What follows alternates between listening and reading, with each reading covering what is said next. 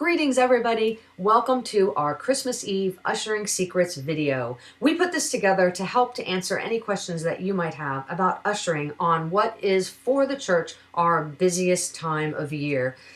We first of all just want to say thank you so much for offering to serve in this way. We know Christmas is a very, very busy time of year for everybody, and it is one of the times that we have more people come through our doors than any other time, and we are so thankful that we've got volunteers like you who are willing to help make that a first impression for all of the guests that we're going to see. So thank you so much for stepping in and helping us do this. We're going to cover 7 key areas that are going to help to hopefully answer any questions that you might have about serving on Christmas Eve. So let's just dive in. Area number 1, we're going to talk about the setup of what you need to know, when you need to do things, how things should look before the service even starts. So let's first talk about our service times. We will have services at 3 o'clock, 5 o'clock, 7 o'clock, and 9 o'clock this year. All 4 of those services will be identical services. They will all have candlelight singing of Silent Night as well as communion. And at the 3 later services, we plan on having set up in both the sanctuary and the gathering room. 3 o'clock will just be in the sanctuary, but it will be the same service. So a little bit of a different change from times we had last year. And the other change is that we do have concurrent services at 3 of the services this year. So we're going to ask all the ushers to arrive at least 1 hour before the service time that you're scheduled to serve. And I know that seems a little bit early, but this is the service that people actually do show up ahead of time for. And it will really help to make things go smoothly if you can get there an hour early and check all the things that need to be checked before the service starts. Make sure that you know where everything is. Talk to the other partners on your team to make sure everyone's on the same sheet of music in terms of who's going to do what during the service, and also start to greet the guests that will actually show up really early. In between services, it's also helpful to have ushers available just to help with the traffic flow to get people in the doors and out the doors, depending on whether they're coming or going. When you first get there, you're going to do a couple of things. Number 1, you're going to check the lights and the candles. Those are the chrismon trees, the wreaths on the back of the walls, all the candles and the candelabras on the altars, and the Advent wreath. So lots and lots of things to make sure are turned on or lit. So the chrismon trees, those are in the sanctuary, and they are on either side of the sanctuary. They're electrical outlets, so you just need to make sure that their lights are on. Christmas wreaths at the back of the sanctuary, they have lights underneath them. So just to make sure that those lights are plugged in and shining up the wall onto the wreaths. And then there's Advent wreaths. There's an Advent wreath both in the gathering room and the sanctuary. And you're going to light the entire Advent wreath. That means all 4 candles and the center Christ candle as well. So all 5 candles will be lit on the Advent wreath. And then finally, any altar candles. So there's going to be both in the sanctuary and the gathering room. There will be candles on the altar, and we're hoping to have candelabras as well. So if you see big candelabras in the altar area, you're going to light those as well. So lots and lots of things to be turned on and lit prior to the service even starting. So you can start to do that as soon as you get there.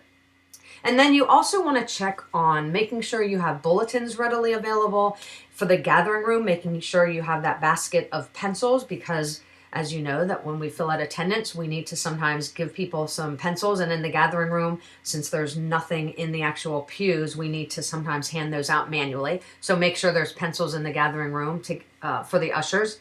You want to make sure there's a taper candles for Silent Night. Those are the large white candles that the ushers will use to go get the flame from the pastors when it is time to do the Silent Night portion of the service. So making sure you have those large taper candles and that there's enough for everybody. And then obviously making sure that the guests have their candles available. Those should be in nice decorated boxes, as well as glow sticks, which for this year we're going to offer to the children. Not just at the 3 o'clock service. We're also going to get some, if there's children that would like a glow stick at the later services, we're going to make them available as well. So you're going to have boxes of candles and boxes of glow sticks.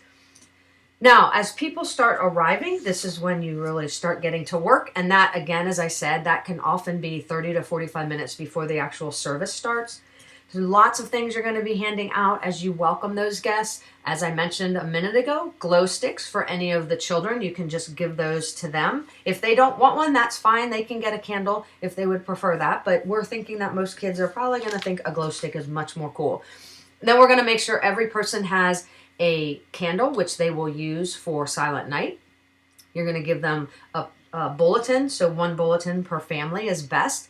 And then again, if they need a pencil, you have those available. And then you're just going to help people find their seats. Sometimes you have to answer questions, direct traffic, tell people where to find the bathrooms, or explain that the services are going to be the same in both the sanctuary as well as the gathering room. A lot of times people are wondering where they should sit, and the bottom line is they're going to get a great experience no matter which room they're in. They will also hear from both pastors no matter which room they are in. Once the service starts, you want to remember to take attendance. So you're going to count everybody in the room, and there'll be a attendance sheet in the gathering room and one in the sanctuary where you can record the number of people who have attended each service. Number 3, receiving the offering. This is pretty much just like we do it on Sunday mornings, where you're going to walk forward when the pastors call you and receive the offering from the congregation. When you are done collecting the offering, we will not take it back up for a prayer. So instead, when you get to the back of the church, you can just take that offering directly to the finance office and you can sort it there. And all you're going to do is sort it between the attendance rosters and the cash or checks, any kind of monetary offering. You can separate those, the monetary offering, checks or cash or coins, that all goes in an envelope and can be put in the safe. And the attendance cards can just be put on the receptionist's desk. So the biggest difference probably with some services is that you're not going to go back up with the offering to the pastors. You're just going to collect it and then go to the finance office and sort it. And then when it comes to communion, so this is our number 4 issue. Communion is by intinction, just as we normally do it on Sunday morning. There's a lot of people to serve, as you can imagine, for Christmas Eve. And we're serving in both the sanctuary and the gathering room at the same time. So you're going to have 6 stations in the sanctuary. We'll have 4 stations in the gathering room. And I'm going to show you what those layouts look like in a second. The biggest key is going to be to keeping traffic flowing and moving during the communion. We just want to keep the traffic flowing as much as possible. And sometimes that means that you have to direct people to a different line. If one line finishes early, you might just direct people over to that line that's starting to get really short. And then the other thing to look at is making sure that you can keep the traffic flowing. So keep sending people down the aisleways so that there's always a little bit of a line. You don't want a huge line, but you want a little bit of a line, so there's never really a lag with the pastors or the communion servers actually serving communion. We will have gluten-free station. Our pastors will have the gluten-free at the altar, and then our normal communion this year will be with the Hawaiian bread that we normally use on a regular Sunday morning communion. So this is our diagram for the sanctuary, and you're going to see the communion flow. We do have a download of this, and we'll have it available during the worship service. So when you get to church on Christmas Eve, we will have a copy of this diagram, because I don't expect you to memorize it right now. But just to understand that there is a specific flow. The communion servers know how to stand, and then you need to direct them in a certain way, because obviously it's important that they get directed the right way, because they need to get to the bread first and then the wine. If you go out of order, it's going to confuse the servers, who might not be standing the right way to holding the bread and the wine. And so that can cause some confusion. So trying to go with the traffic pattern is really, really helpful and really, really important. So this is the traffic pattern that will be used in the sanctuary, and there will be 6 stations in there, and then gluten-free as well. And then this is the pattern that we will use for the gathering room. And again, it really makes a difference because of how the communion servers are setting up between them serving the bread and serving the wine. So this is going to be the traffic pattern with the 4 stations in the gathering room. And again, these charts will be available when you get there on Christmas Eve, so you don't have to memorize them right this second. All right, number 5, candles for Silent Night. This is always one of the most wonderful parts of the service, is when we do the candlelight singing of Silent Night. So the keys to success here, again, lots of people to get a candle lit. What you're going to do as the usher is you are going to get one of those taper candles that's unlit. You're just going to bring it forward to the pastors when they announce that they're going to be doing the silent night. And this will be happening in the sanctuary and the gathering room at the same time. So you're going to bring that unlit candle to the pastor. The pastor will light your candle, and then you will then turn around and go down the aisle and light the first candle in each row of either the gathering room or the sanctuary, whichever place that you're serving. And as each row gets a flame, that person will send the flame down their row. So your job is just to light the first candle in each row. So then number 6, what to do at the end of the service. Well, at the end of the service, obviously everyone's leaving to go home. It is possible that the gathering room or sanctuary, that one of them may end sooner than the other. So if we time it well, they're going to end about the same time, but it is possible that one might end before the other, and that's perfectly fine. We do just want to try to keep people from walking back and forth between the sanctuary and the gathering room until we're sure that both sides have actually concluded their service. So for the most part, we want to try to direct the people in the sanctuary out the narthex doors, and the people who are in the gathering room, we're going to hopefully try to get them to exit through the office and through the area towards the ministry center. Once the services in both rooms have ended, then you can open up all the doors and people can go wherever they want. But there might be a couple of minutes time frame where we want to be a little respectful if there's one room that's still conducting their service.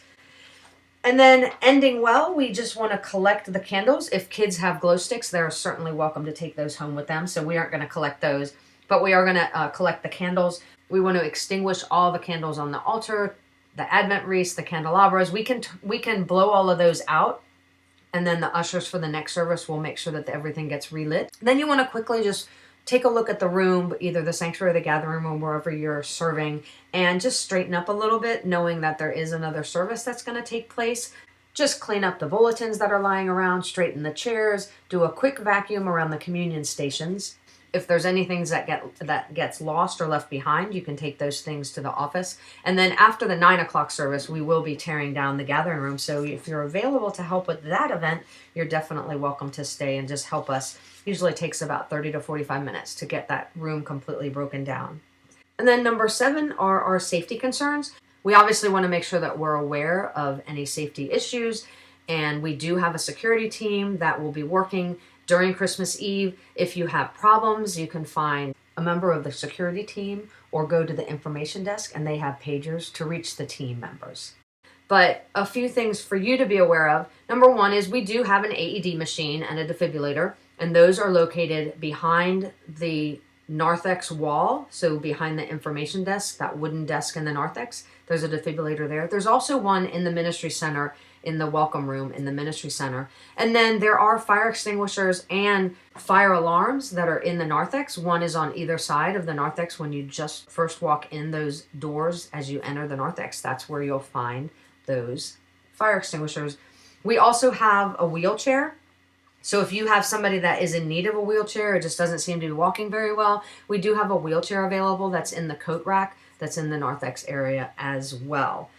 As I said, we do have a security team that will be on hand, and if you have concerns, obviously you can come and find one of the pastors if it's before the service, or look for any of the staff members from the church, and they will be able to help you out as well. So if you're running late, we do have hundreds of volunteers serving on Christmas Eve, and we need every one of them. So please we would ask if you're running late. We know that sometimes traffic gets bad. Sometimes things just get crazy with relatives coming in and just scheduling and all of that. We totally get it. But if you're running late, we would just ask that you let us know. And the 2 ways you can do that, one is, especially if it's last minute on Christmas Eve when the church is going to be closed, we don't have anybody at the church office working that day. So if you're running late, we would ask that you email the pastor's administrative assistant at robinbennett@ebenezerumc.org, or you can text and call at this number, 540-207-7955. We really would ask that you use that number because that's a private text and cell phone number, and it's not the church office. Because just remember that on Christmas Eve. The church office actually is closed. We do not have a receptionist working that day. So we have people up at the church, but if you call the church office, your message is likely to go to voicemail, and we may never realize that you've called. So these two points of contact would be much better to just jot down and keep on hand in case you need to contact us on Christmas Eve. Once again, we want to thank you. Thank you for taking the time to watch this video, and thank you especially for being able to help us make Ebenezer a place where Jesus Christ changes lives. We wish you a wonderfully Merry Christmas, and we will see you on December 24th.